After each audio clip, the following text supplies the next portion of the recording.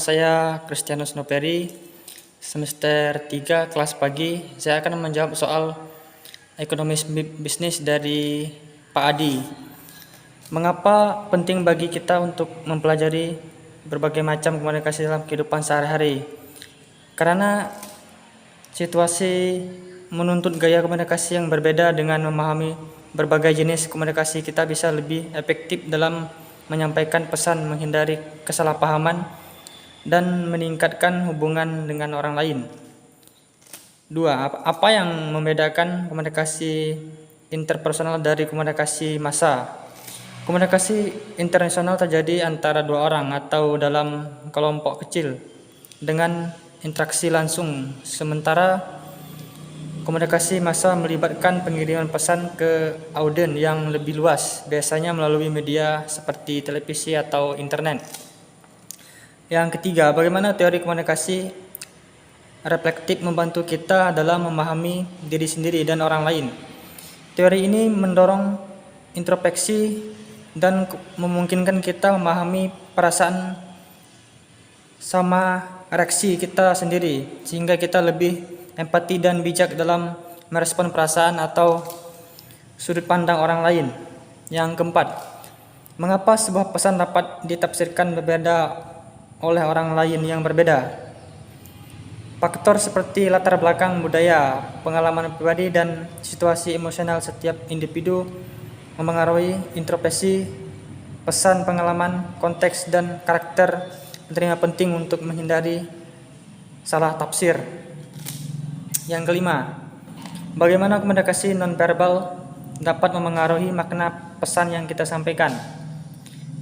Gestur, ekspresi wajah, dan intonasi dapat memperkuat atau melemahkan pesan verbal. Misalnya, senyuman bisa menambah kesan ramah pada pesan, sementara nada keras bisa dianggap sebagai kemarahan. Yang keenam, dalam situasi apa kita menggunakan komunikasi persuasif dan apa tujuannya? Komunikasi persuasif sering digunakan dalam iklan, negosiasi, atau situasi di mana kita ingin mempengaruhi pandangan atau tindakan orang lain. Tujuannya adalah meyakinkan audiens untuk menerima suatu ide atau melakukan sesuatu. 7. Bagaimana teori komunikasi direktif berperan dalam dunia bisnis dan kepemimpinan?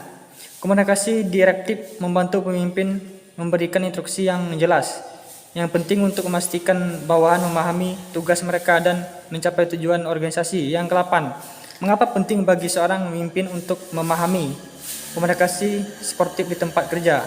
Komunikasi sportif membangun kepercayaan dan menciptakan lingkungan yang mendukung.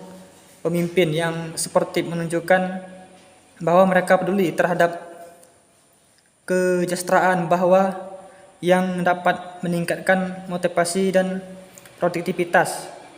9. Bagaimana pemahaman tentang teori komunikasi massa dapat membantu dalam strategi pemasaran atau kampanye publik?